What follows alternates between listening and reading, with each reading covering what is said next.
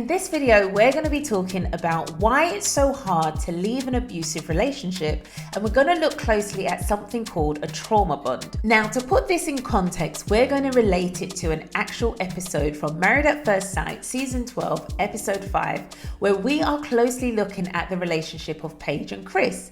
Now, guys, you know that on my channel, I always look for things that could be teachable moments that we can all learn from. So, I can't say this is exactly what's happening for Paige and Chris, but I think it's something that we can all probably go away and learn from. Now, trauma bond is something that is like an emotional attachment. This article talks about trauma bonds being an emotional attachment, which is known as a trauma bond, and this develops out of a repeated cycle of abuse, devaluation, and positive reinforcement.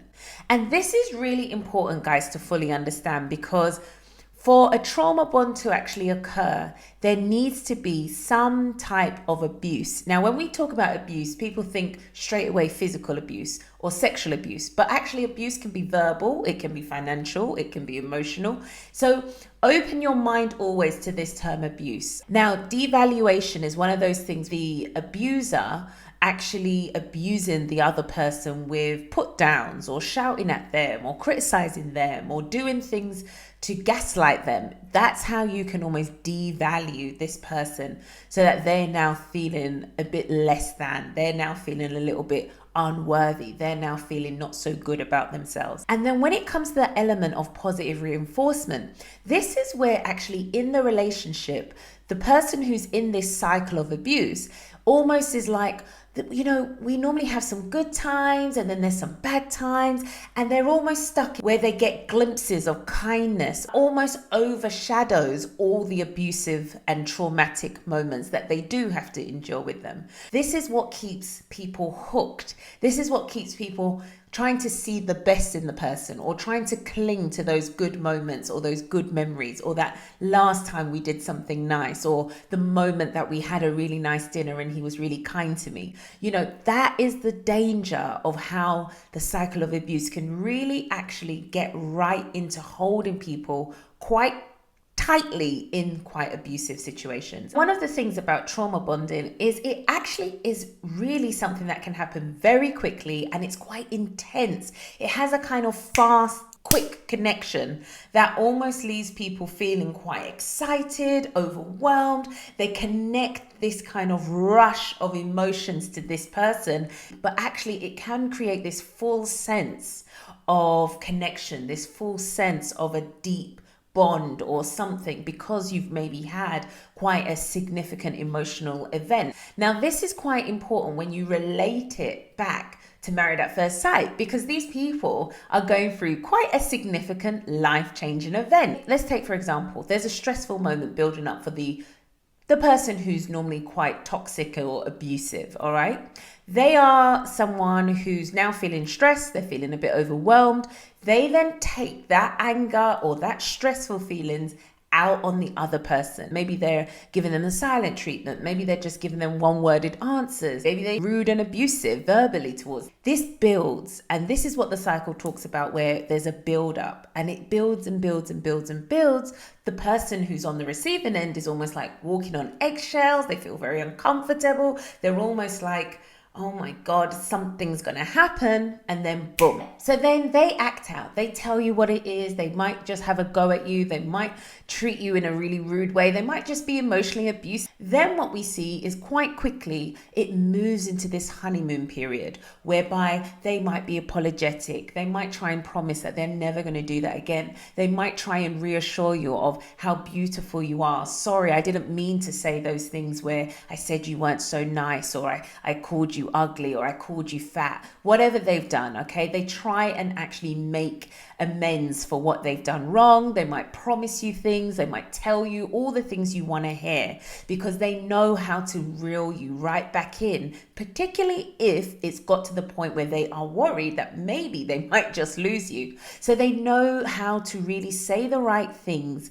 that will absolutely touch the spots where maybe you have some vulnerabilities in that area. And then what you can often find is you go into this kind of pretend normal period where things just kind of Everyone's trying to keep things calm and on an even keel, and you, the abused person, try to tend to them. You, the abused person, try to actually, meet their needs and push and repress and suppress all your own thoughts, worries, feelings that are going on for you. You're trying to be there for them. You might withdraw a little, you might try to make sense of it. Then you might start to justify it. Then you might start to make excuses for it. Then you might start to rationalize it to make yourself feel like, yeah, staying is okay.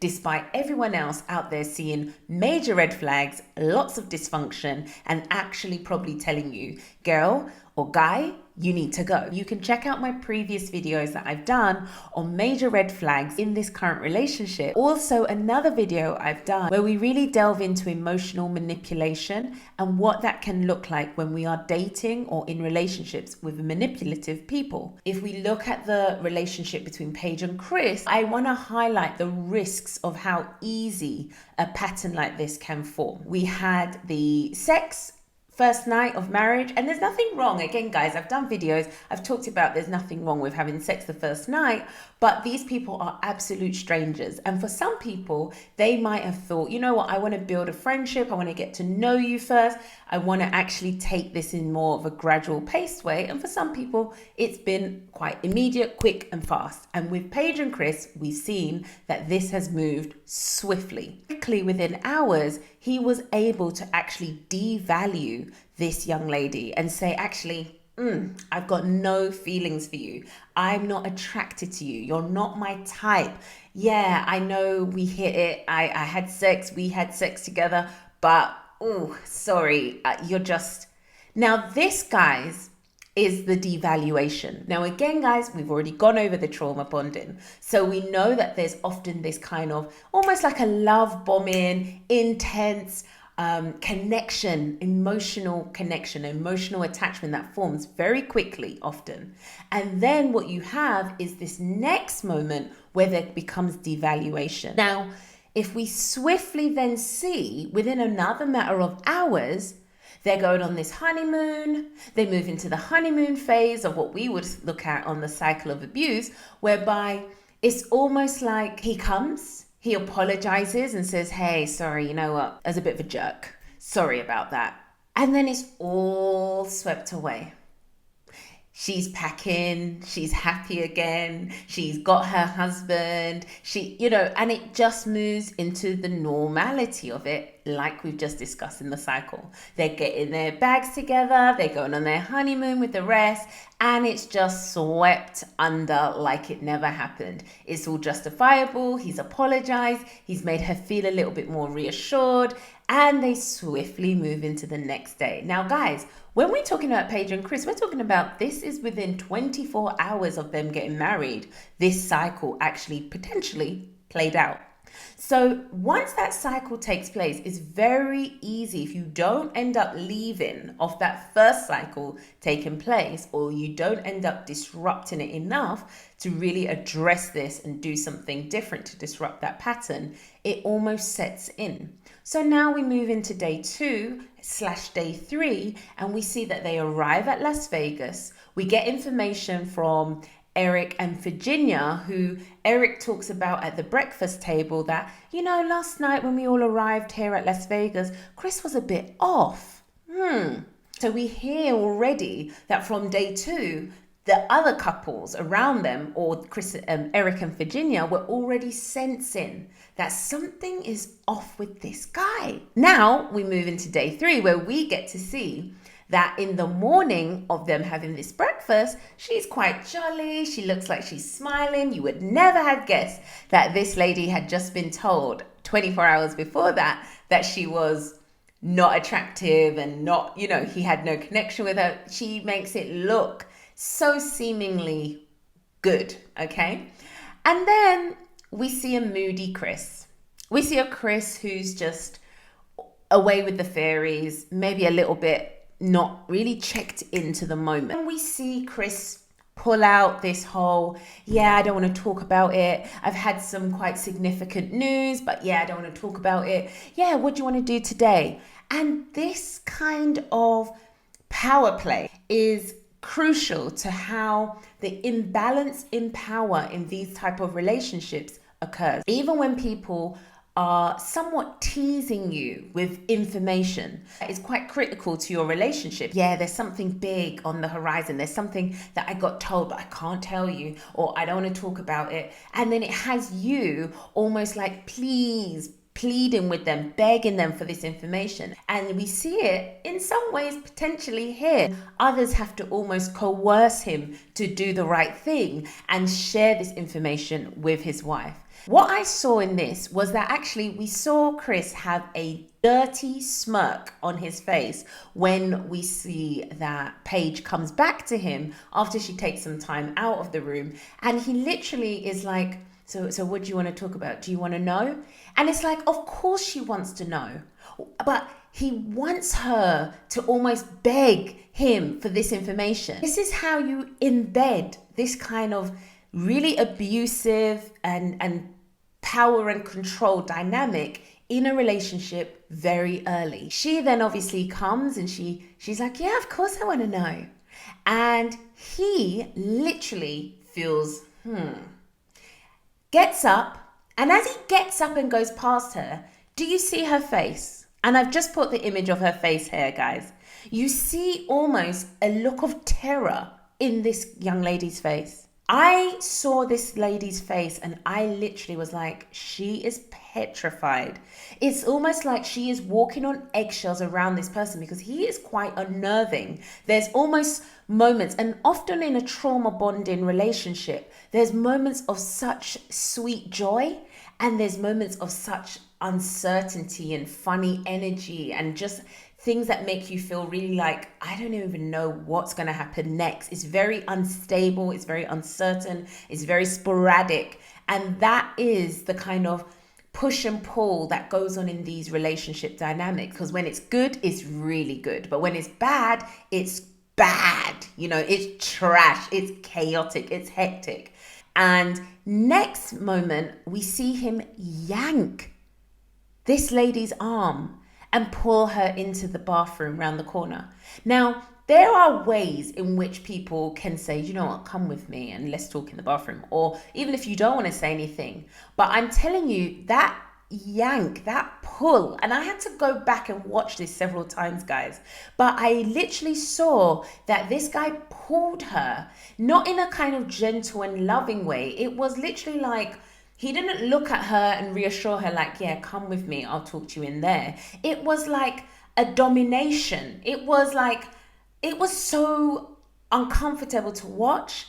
And you could see she just got pulled suddenly into this bathroom like that. And then obviously we know that he turns on the faucet and starts to share the information. She comes out some moments later and she looks stunned into silence. She's numb. She's almost disassociated. She doesn't want to touch the emotional pain that's going on, but she is almost numb and checked out. She goes and speaks with Brie. Brianna gives her some advice, but not too much. Whereas, you know, I can understand where Brie was coming from. Everyone's scared to almost tell someone you need to leave your marriage. But sometimes if we don't actually say those things, it almost doesn't ring in anyone's ear who's in a situation like that this is so dangerous or this is so alarming that actually I personally could not stay in something like this. For me, this looks like something that is abusive. Like, we don't like to say those things because we don't want to influence someone to leave their marriage and then be blamed. So I understand the position that Brie was in. You want someone to get there themselves. And this is why, guys, we ourselves have to educate ourselves about what is healthy versus what is an unhealthy relationship. Now, within a few hours after this, Paige ends up in a situation where she's going to dinner with Chris. And we see that she almost comes to dinner and she's almost nearing that place of saying like, yeah, I'm a no nonsense type of woman. I was like, really? And yeah, if this was decision day, I would leave. Okay. So what keeps you there? And it is often trauma bonding, because rationally and on a conscious level, I think Paige knows that there is just way too many red flags and issues within 3 days of this marriage for her to be able to really justify why she's staying with this guy. But what she's managed to do is she's managed to also very much apply this, externally apply this to, well, the experts must have seen something good in us for why they put us together, or God really would not put too much on my plate that I'm unable to bear it. So we find ways to justify and rationalize our decision making. But on a subconscious level, there are lots of different things that could be going on. And I want to touch on something around attachment styles, because this is actually crucial to often why people who tend to have more of an anxious or avoidant attachment style are often drawn and caught up in relationships of abuse, and particularly relationships where you see trauma bonding playing out. Now, it doesn't mean that people with a secure attachment style can't have this. Why this occurs can be actually sometimes based on our childhood experiences, whereby you may have grown up in a household, or you may have experienced relationships where there was chaos. You know, that is quite familiar to you. Maybe you've felt or been in relationships whereby you've experienced rejection, where you've experienced feelings of abandonment, where you've experienced sort of the kind of push and pull kind of dance off in a relationship, where sometimes people are there and then sometimes people pull away. So what I also saw was when they went for dinner, we saw Chris did the whole thing again. Another 24 hours later, hey, sorry, you're such a sweet woman. There's no one as sweet as you. It was like, you're an intelligent, smart, lovely woman. And you could see how her guard was coming down. She was much more like, and he was just using all the language and the words that he already knows are probably her vulnerable spots. So it was very easy to bring her guard down and to, get her to come back to kind of playing ball with him in some ways, because literally by saying the things she wants to hear, it was done. Even when he gave her the flower and was like, hey, here you go. And she was so grateful for the rose. And it was like, that was it. It was done, And that is, again, the honeymoon part of how in the abusive cycle, it just gets smoothed over with these small gestures, these small, wonderful words, and then it's all done. Blink of an eye, we're back into trying to pretend all is well and all is normal. So now I'm going to just touch on a few other signs that you might be actually in a trauma bond relationship. You often will hang on tight to the storyline that you've told yourself. And sometimes that can be the fantasy that, I so know he's a good man. He's a God-fearing man. This is our marriage. God has brought us together. All the experts have brought us together. Like, you have created this storyline and there is no shift in it. Even if every red flag and fire is burning around you, you are holding on to that storyline. And what can happen is it's almost like the fantasy or the romanticized idea of marriage and what it's meant to be is what you cling to. So you're holding on for dear life, because in moments where you have seen good aspects of that man or good aspects of that woman, you literally are like, I know there's a good person there. And because you've seen little flashes or glimpses of his kindness, or the kind of man that you've always idolized or hopefully thought you'd marry, and you see moments with him, or you have special moments where you might lie in bed and you cuddle, or you've just had sex and it feels so good and you feel so connected and everything feels magical in that moment, it can almost be the thing that keeps you bound in this situation and this abusive relationship. Another sign I want to just touch on is that you actually start to break your own boundaries. So in some ways, you're almost like trying to, something that was a non-negotiable. So say, for example, Paige might have actually written on her form for Married at First Sight that I don't want a man with kids. And I actually think in some ways she probably did, because I got the impression from this episode that she said she kind of been in a situation like that, and because the person had put their child first over her, she just felt like, I'd rather probably start a family with someone who me and him both don't have children. So when you notice yourself almost backpedaling or being willing to break your own non-negotiables, that can often be a sign. Okay, so other signs that you might be in one of these trauma bonds with someone, when you have a power imbalance in a relationship, which does also help to create a trauma bond, there's an element whereby unmet needs also feature as why people actually end up stuck in these trauma bonds. And what it really touches on is sometimes, even in our childhood, there may have been moments whereby maybe on an emotional level, your needs weren't always consistently met enough by your primary caregivers. Now, this isn't to say this is the case with Paige or Chris, but I just want to highlight this point. And what can happen is sometimes we, even into our adulthood, are always trying to meet those unmet needs from our childhood or maybe past relationship experiences, okay? Now, what then happens is this dynamic plays out in your current relationship.